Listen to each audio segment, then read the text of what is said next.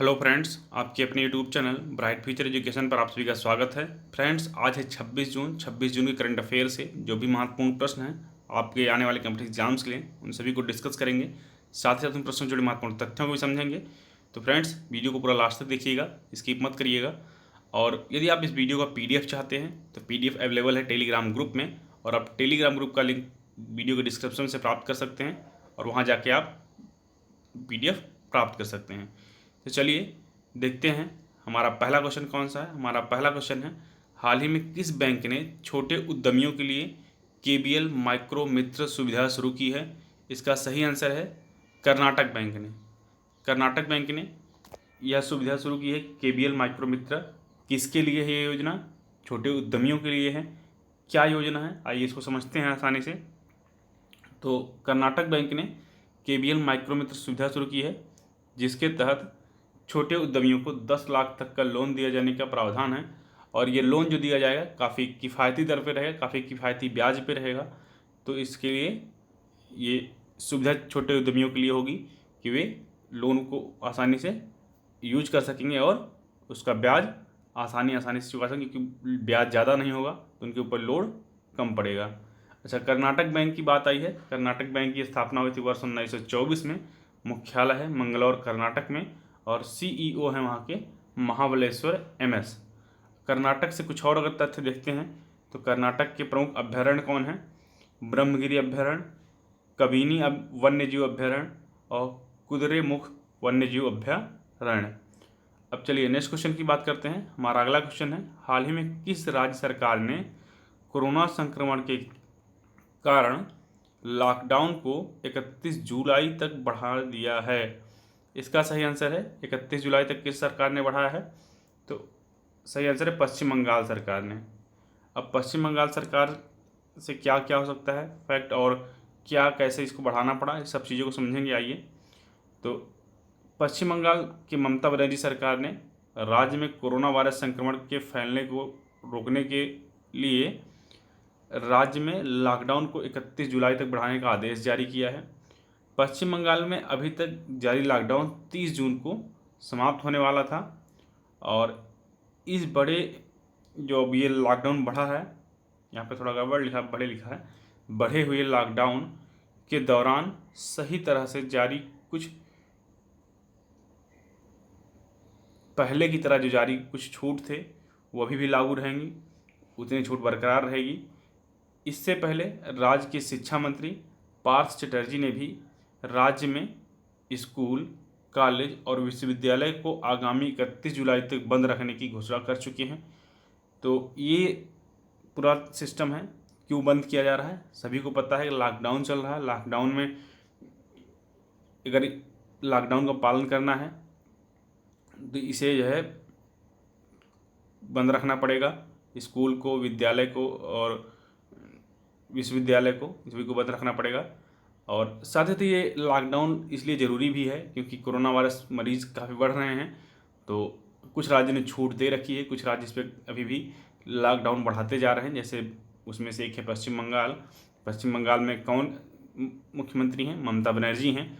और क्या फैक्ट्स हो सकते हैं पश्चिम बंगाल से, वो आप हमें कमेंट सेक्शन में बताएंगे, क्योंकि पश्चिम बंगाल के ढेर सारे फैक्ट मैंने हर पिछले वीडियोज़ में बता रखे हैं। तो इसको तो आपको आना चाहिए, क्योंकि एक बार नहीं कई बार बताया है, इसलिए आप उसको डिस्क्रिप्शन में उसको आप कमेंट सेक्शन में बताएंगे हमें। चलिए नेक्स्ट क्वेश्चन देखते हैं। हमारा अगला क्वेश्चन है, हाल ही में विश्व बंधु गुप्ता का निधन हुआ है, वह कौन थे? तो विश्व बंधु गुप्ता एक पत्रकार थे जिनका हाल ही में निधन हुआ है। और क्या और डिटेल हो सकता है इनके बारे में, आइए समझते हैं। तो विश्व बंधु गुप्ता का एक वरिष्ठ पत्रकार थे, जिनकी आप तस्वीर साइड में देख पा रहे हैं। तो इनका 93 वर्ष की उम्र में निधन हुआ है। 1984 से 1990 तक दिल्ली के राज्यसभा सांसद भी रहे थे ये। यह प्रेस क्लब ऑफ इंडिया के संस्थापक सदस्य और all India newspaper editor conference के अध्यक्ष भी रहे थे। तो ये तो था इनके बारे में। अब चलते हैं अगले क्वेश्चन पे। हमारा अगला क्वेश्चन है, अंतर्राष्ट्रीय ओलंपिक दिवस निम्न में से किस दिन मनाया जाता है? इसका सही आंसर है 23 जून को। 23 जून को अंतर्राष्ट्रीय ओलंपिक दिवस मनाया जाता है। क्या फैक्ट्स हैं, आइए इसको समझते हैं। 23 जून को दुनिया भर में अंतर्राष्ट्रीय ओलंपिक दिवस का आयोजन किया जाता है और इस दिवस के आयोजन का मुख्य उद्देश्य मानवीय जीवन में खेल के महत्व को सुनिश्चित करना या चिन्हित करना, दुनिया भर के खेल और खेलों की भागीदारी को बढ़ावा देना है। अंतर्राष्ट्रीय ओलंपिक समिति की स्थापना 23 जून 1894 को पेरिस में हुई थी। ये याद रखिएगा, इम्पॉर्टेंट है। यह ओलंपिक खेलों के नियमित आयोजन को सुनिश्चित करता है। ये जो समिति है ये ओलंपिक खेलों के नियमित आयोजन को सुनिश्चित करती है कि कहाँ पे आयोजन इस बार होगा, किस देश में होगा, तो इस चीज़ों को और कैसे इसको मैनेज करना है, सारी चीज़ों का ध्यान ये ओलंपिक समिति रखती है। ओलंपिक समिति के वर्तमान अध्यक्ष कौन है? थॉमस बाच हैं। अच्छा, एक बार क्वेश्चन आया था, ये जो आप लोगो देख रहे हैं साइड में, क्वेश्चन दो तरीके से क्वेश्चन आए हैं, वही PCS लेवल के क्वेश्चन भी आए हैं इसमें कि जो आपका ओलंपिक का लोगो है उसमें कितने रिंग्स हैं।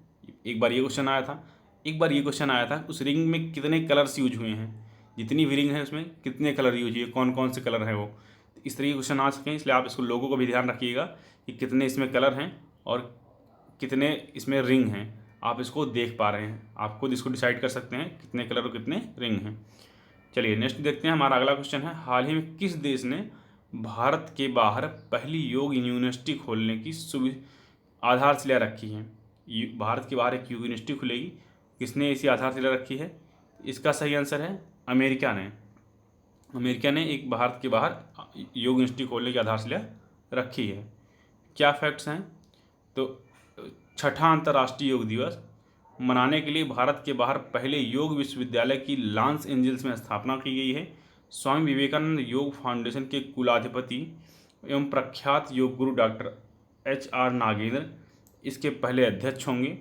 विदेश राज्य मंत्री V मुरलीधरन ने इस मौके पर कहा कि स्वामी विवेकानंद ने अमेरिका से भाईचारे का संदेश दिया था और भारत के बाहर पहले योग विश्वविद्यालय के जरिए योग का संदेश भी अमेरिका से दुनिया में प्रसारित किया जाएगा। अच्छा, यहाँ पे योग दिवस की बात आई है, तो योग दिवस 21 जून को मनाया जाता है और अंतर्राष्ट्रीय योग दिवस 2020 की थीम क्या थी? उसकी थीम थी घर में रहते हुए अपने परिवार के साथ योग करना। इस बार ये थीम ऐसी इसलिए रखी गई थी क्योंकि कोरोना वायरस का दौर चल रहा है, ऐसे में बाहर निकलना कई जगह पाबंदी लगाई गई है। बाहर निकलना सरकार के हिसाब से आप अपने डॉक्टरों के अकॉर्डिंग सेफ़ नहीं है, तो इसलिए ऐसा इसको बनाया गया है कि जिससे दो तरीके के मैसेज जा सके। एक तो ये कि आप घर पे रहिए, सेफ़ रहिए, और दूसरा घर के रह के परिवार के साथ योग करिए। चलिए नेक्स्ट क्वेश्चन देखते हैं, हमारा अगला क्वेश्चन है, पाकिस्तान की राजधानी इस्लामाबाद में हाल ही में किस नाम से पहला हिंदू मंदिर बनने की आधारशिला रखी गई है? इसका सही आंसर है श्री कृष्ण मंदिर। अब इस्लामाबाद में ये मंदिर कैसे बन रहा है, क्या फैक्ट्स हो सकते हैं, आइए इसको समझते हैं। तो श्री कृष्ण मंदिर वहाँ पे बनाया जा रहा है और पाकिस्तान के इस्लामाबाद शहर में पहले हिंदू मंदिर की आधारशिला रखी गई। ये पाकिस्तान का पहला इस्लामाबाद का पहला हिंदू मंदिर होगा। एक रिपोर्ट के अनुसार इस मंदिर में बनने में 10 करोड़ पाकिस्तानी रुपए का खर्च आएगा और भगवान कृष्ण के इस मंदिर को इस्लामाबाद के H9 इलाके में 20,000 वर्ग फुट के क्षेत्रफल पर बनाया जाएगा, यानी काफ़ी बड़ा मंदिर बन रहा है। इस्लामाबाद हिंदू पंचायत ने इस मंदिर का नाम श्री कृष्ण मंदिर रखा है, श्री कृष्ण मंदिर रखा है। इस मंदिर के लिए वर्ष 2017 में ही ज़मीन दे दी गई थी, यानी भूमि आवंटन कर दिया गया था। इसके बाद इसका काम चालू हुआ है अब। अच्छा, पाकिस्तान की बात आई है तो पाकिस्तान की राजधानी है इस्लामाबाद, प्रधानमंत्री हैं इमरान खान और वहाँ की राष्ट्रपति कौन है? वहाँ के आरिफ अलवी वहाँ के राष्ट्रपति हैं और मुद्रा पाकिस्तानी रुपया है। कुछ और फैक्ट्स अगर आप जानते हैं, आप अगर उसको चाहें तो हमें कमेंट सेक्शन में ज़रूर बताएं। यदि आपका फैक्ट्स में अच्छा लगा तो हम उसे कमेंट आपके वीडियो लेक्चर में अगले वाले शामिल करेंगे। और फ्रेंड्स, यदि आप चैनल पर नए हैं, अभी तक चैनल को सब्सक्राइब नहीं किया है तो चैनल को सब्सक्राइब जरूर कर लीजिए, बेल आइकन को भी दबाइए जिससे आपको नोटिफिकेशन मिले, और वीडियो को शेयर ज़्यादा से ज़्यादा करिएगा जितना ज़्यादा हो सके, जिससे और भी लोग हमारे साथ जुड़ सकें। चलिए अगला क्वेश्चन हमारा, हाल ही में महाराष्ट्र के नए मुख्य सचिव के रूप में किसे नियुक्त किया गया है? इसका सही आंसर है संजय कुमार को। संजय कुमार को महाराष्ट्र के नए मुख्य सचिव के रूप में नियुक्त किया गया है। क्या हो सकता है, क्या फैक्ट्स है इसके, आइए उसको समझते हैं। महाराष्ट्र सरकार ने हाल ही में राज्य के वरिष्ठतम आईएएस अधिकारी संजय कुमार को राज्य का नया मुख्य सचिव नियुक्त किया है या करने की घोषणा की है।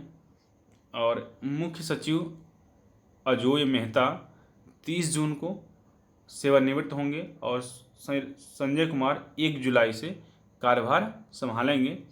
और वर्तमान मुख्य सचिव अजोय मेहता को मुख्यमंत्री के प्रधान सलाहकार के रूप में नियुक्त किया गया है।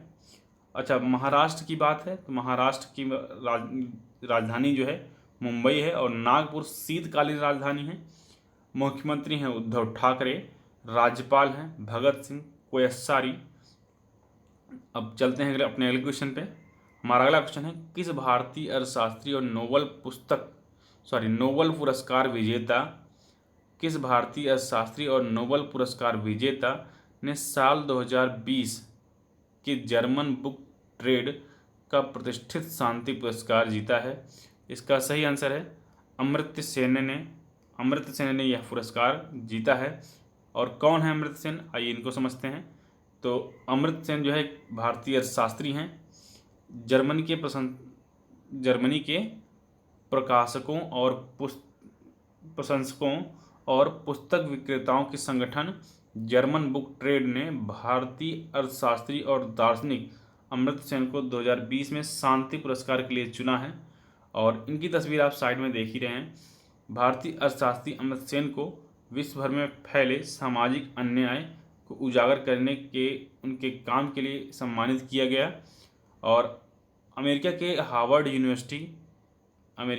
यूनिवर्सिटी है में पढ़ाने वाले प्रोफेसर अमर्त्य सेन को साल 1998 में नोबेल शांति पुरस्कार से भी नवाजा गया है। तो ये था पूरा इनके बारे में डिटेल। अब चलते हैं अपने अगले क्वेश्चन पे। हमारा अगला क्वेश्चन है, केंद्र सरकार ने हाल ही में प्रधानमंत्री मुद्रा योजना के तहत शिशु कर्ज श्रेणी के अंतर्गत आने वाले छोटे राशि का कर्ज ले रखे करदाताओं को कितने प्रतिशत ब्याज सहायता देने की मंजूरी दी है? इसका सही आंसर है 2%। 2% छूट दे रही है सरकार। क्यों दे रही है, आइए इसको समझते हैं। तो यह कदम छोटे कारोबारियों ये छोटे कारोबारियों को कोरोना वायरस महामारी और उसके बाद उसकी रोकथाम के लिए लॉकडाउन से हुई समस्या में पार पाने के लिए मदद के लिए उठाया गया है, जिससे वो आसानी से इस समस्या से निबर सकें। क्योंकि कई छोटे उद्यमी हैं जिनको काफ़ी नुकसान हुआ है इस लॉकडाउन की वजह से, तो वो दोबारा रिकवर कर सकें, इसलिए ऐसा योजना लाई गई सरकार के द्वारा। प्रधानमंत्री मुद्रा योजना की शिशु श्रेणी में लाभार्थियों को 50,000 रुपये तक का कर्ज बिना किसी गारंटी के दिया जाता है। प्रधानमंत्री नरेंद्र मोदी ने 8 अप्रैल 2015 को प्रधानमंत्री मुद्रा योजना की शुरुआत की थी। ये भी याद रखिएगा क्योंकि डायरेक्ट क्वेश्चन आ सकता है, प्रधानमंत्री मुद्रा योजना कब शुरू की गई थी। इसके बाद यानी ये जो मुद्रा योजना है इसके तहत 10 लाख रुपये तक का कर्ज लघु एवं सूक्ष्म उद्यमियों के लिए दिया जाता है। अब चलिए अपने अगले क्वेश्चन में चलते हैं। हमारा अगला क्वेश्चन है और ये आखिरी क्वेश्चन है, हाल ही में किस देश ने बेडू नेविगेशन सैटेलाइट को सफलतापूर्वक लॉन्च किया है? इसका सही आंसर है चीन ने। अब क्या है ये, कैसी सैटेलाइट है और चीन से क्या और फैक्ट्स हो सकते हैं उसको समझते हैं। तो पहली बात बताएं आपको, चीन ये याद रखिएगा कि सैटेलाइट का नाम क्या है, बेडू, जो कि बहुत इंपॉर्टेंट है। और ये एक जीपीएस ट्रैक जैसा सिस्टम है इस सैटेलाइट का, कि जैसे जीपीएस की जगह पे काम कर सकेगा उसके पैरेलल आके। और अच्छा, चीन से आप बात आई है तो चीन से क्या और फैक्ट्स हो सकते हैं, क्या इंपॉर्टेंट्स हो सकते हैं हमारे फैक्ट्स आने वाले एग्जाम्स के लिए। तो कुछ हमने यहाँ पे एक जुटाया है फैक्ट्स को, उसको हम समझते हैं। हाल ही में चीन ने हाई स्पीड मैग्लेव ट्रेन का सफलतापूर्वक परीक्षण किया है, जिसकी स्पीड 600 किलोमीटर प्रति घंटा है। और अगर इसके कंपेरिजन में हवाई जहाज़ की औसत स्पीड देखी जाए तो 800 किलोमीटर प्रति घंटा के आसपास होती है, यानी उससे केवल 200 किलोमीटर प्रति घंटा कम है। और चीन ने हाल ही में सिंगयुंग 201 और 202 नामक 2 उपग्रह लॉन्च किया था। 19th एशियन गेम्स 2022 का आयोजन भी चीन में होगा, जिसका शुभांकर है स्मार्ट ट्रिपलेट। इसको याद रखिएगा, स्मार्ट ट्रिपलेट। विंटर ओलंपिक 2022 का आयोजन भी चीन में किया जाएगा। चीन में ही 2022 एशियन पैरा गेम्स जिसका शुभांकर है फेई फेई का भी आयोजन किया जाएगा। चीन ने हाल ही में नई डिजिटल करेंसी DC या EP लॉन्च की थी। तो ये तो था चीन से फैक्ट। आप अगर यदि कुछ और फैक्ट्स जानते हैं तो उसको ज़रूर बताइएगा। तो फ्रेंड्स, आज के लिए इतना ही। आई होप आपको वीडियो अच्छा लगा होगा। यदि आपको वीडियो अच्छा लगा है तो आप हमें कमेंट सेक्शन में ज़रूर बताएं कि आपको वीडियो किस तरह से हेल्पफुल हो रहा है, और आप वीडियो से रिलेटेड कोई और हमें एडवाइस देना चाहते हैं तो हमें वो भी एडवाइस ज़रूर दें। हम आपकी एडवाइस पर भी वर्क करेंगे। और वीडियो को अभी तक लाइक नहीं किया तो लाइक ज़रूर कर दीजिएगा, दोस्तों तक शेयर नहीं किया तो शेयर भी कर दीजिएगा, और वीडियो को सब्सक्राइब, चैनल को सब्सक्राइब करिए, बेल आइकन को भी दबा लीजिए जिससे आपको नोटिफिकेशन अपडेट्स मिलते रहें। तो फ्रेंड्स, आज का वीडियो देखने के लिए आप सभी को धन्यवाद।